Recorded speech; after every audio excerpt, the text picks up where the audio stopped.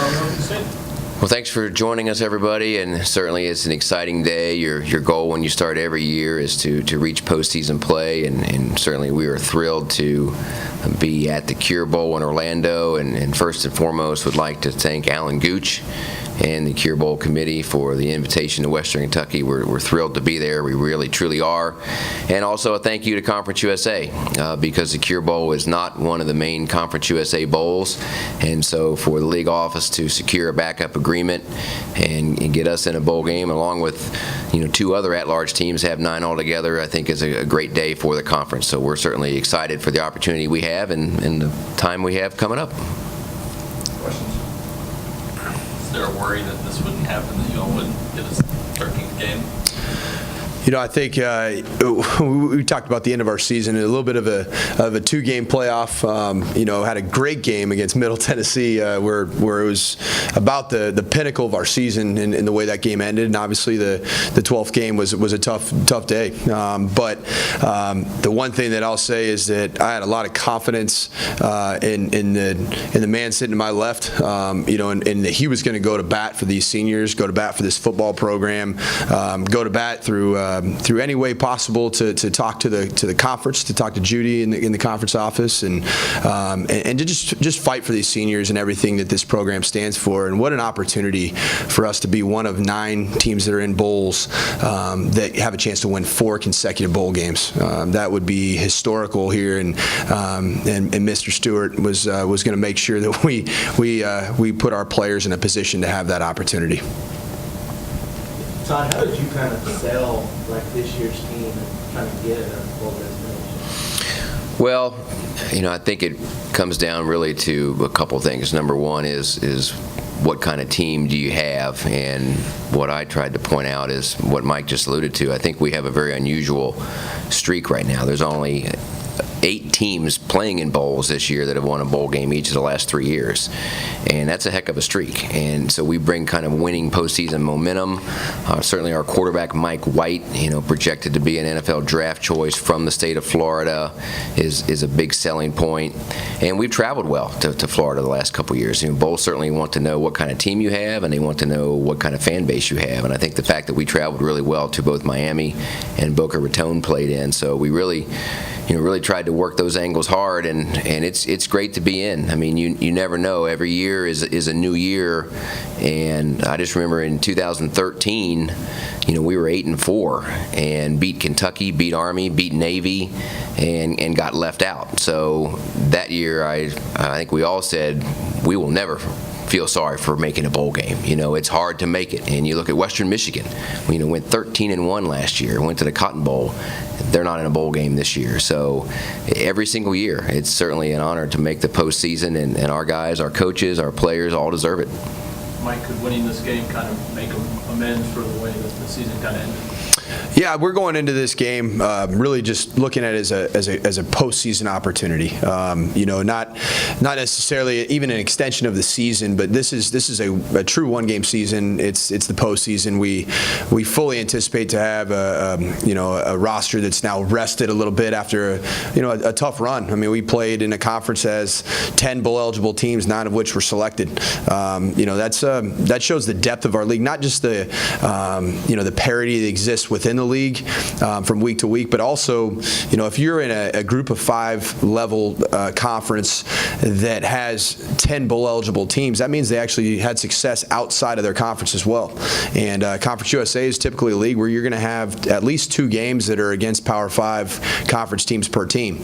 And for us to have the Conference USA depth that we had this year, that was incredible for this conference to do what it was able to do. And we're going to go and represent this conference against the Sun Belt, against this Georgia State team, and look forward to getting my laptop loaded up and watch these guys, and put some game plan thoughts together while we're traveling and recruiting this week.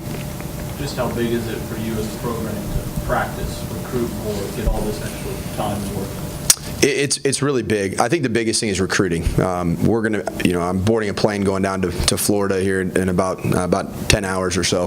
Be early morning tomorrow, and for us to be able to walk through homes and hallways of high schools of players from the state of Florida and say, hey, we're going to play a game in a bowl game here about 2 weeks from now. That's significant. It just shows obviously what Western Kentucky's been able to accomplish in postseason play with Boca Raton and with Miami Beach and obviously Bahamas and now Orlando. Those are great destinations.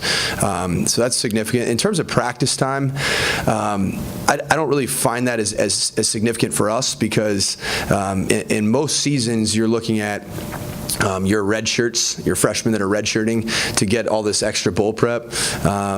We played 11 true freshmen this year, so their bowl prep was against Old Dominion and against Middle Tennessee State. So we did get some extra bowl prep this past weekend, not even knowing our destination, which was really good work for us. But it was more just to keep our entire roster in football shape.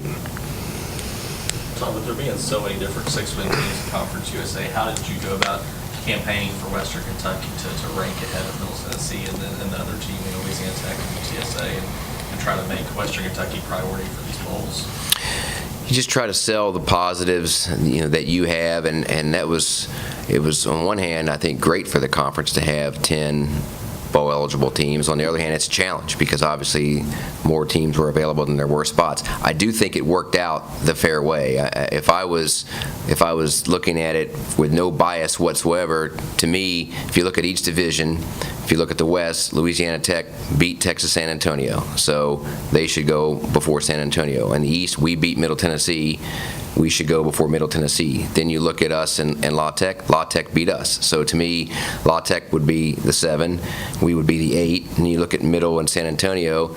Middle was 4-4 in the league. San Antonio was 3-5 in the league. So to me, Middle should be the 9.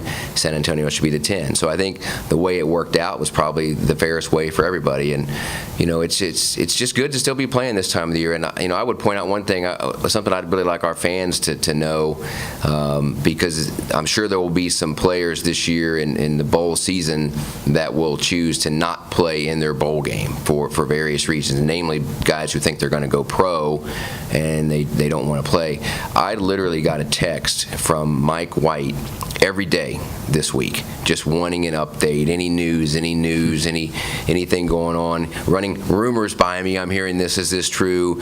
That's how bad he wanted another game. And this is a guy whose career speaks for itself. He doesn't need another game. I mean, his career speaks for itself, what he did for us, but he really wanted another game. And I just think, he's elevated our program on and off the field just by the way he's performed, but just to see how much he cared and how much he wanted another game. And I think we've got a lot of guys that are that way, and I'm just happy that, especially for our seniors who've done so much, that they do have another game and they can send this thing out the right way.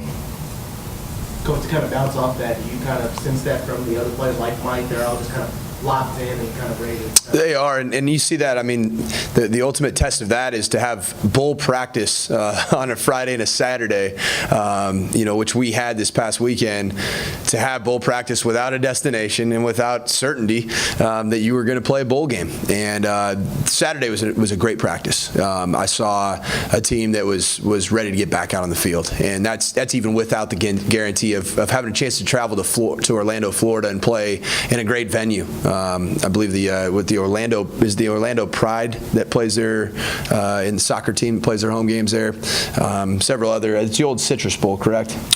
That is true. I don't know about the Pride. There's a soccer team that plays there. MLS team. Yeah, I think it's an expansion team in 2015 or 16. MLS knowledge, but yeah, it's. We'll get to that. Don't want to peek too soon, but yeah, I think that was an opportunity for our players to show just how hungry they were to get it back out on that field. And I think the thing that's so exciting about this game is when you look at bowl games, if you're not going to New Year's Six bowl game, you really think about destinations, and this is a phenomenal destination to go to Orlando, Florida, to have a chance to stay. The team hotel, I believe, for both teams is at Universal Studios Orlando. Orlando on campus, on site there. That's a great bowl for our players to experience, for our players' families, for our coaches' families to experience, for all the people that put in so much work, the administration here. That's a great destination. That might be at the top of what we've had a chance to be a part of, and which has been really, really neat. And it's also a great place for Western Kentucky fans to travel to. Tons of direct flights right into Orlando from Nashville. In fact, today this morning I was at church and had a bunch of people tell me they've already booked their flights. And that was really cool to hear. You got people that are so excited about that. And on that note, we need to do that again. We need our fans to be there. We listened when we went to the Bahamas and we went to Detroit. I know those for different reasons presented logistical challenges, but certainly the pre-Christmas Florida bowl site is what everybody's wanted. We represented very well the last 2 years. That was a reason why we got into the Cure Bowl in Orlando. So we need to represent the same way this year. We need the Hilltopper Nation down in Orlando, just like you were in Miami and Boca Raton. Tom, I thought you and the administration went through 2011, 2012, 2013, fighting through the same process. How much of that experience from going through it then give you kind of a lay of the land for what to do this time around? It certainly helped. I think experience at anything is a good teacher. So having been through those 3 years, when we went into Conference USA with the 6 bowl tie-ins, I really didn't think that we would be doing this again. But every year's a new year. You never really know. And to the conference's credit, we had 10 bowl eligible teams this year. I think having gone through that, you just know probably who to talk to and who maybe you don't need to talk to and what bowls are interested in and what that if you never have gone through it, what you think they might be interested in that they really aren't interested in. So it really helped, I think, especially when or the Cure Bowl was reaching out to us and was clearly interested, to expedite some conversations and other things to really move that along as best we could. Anything else? All right.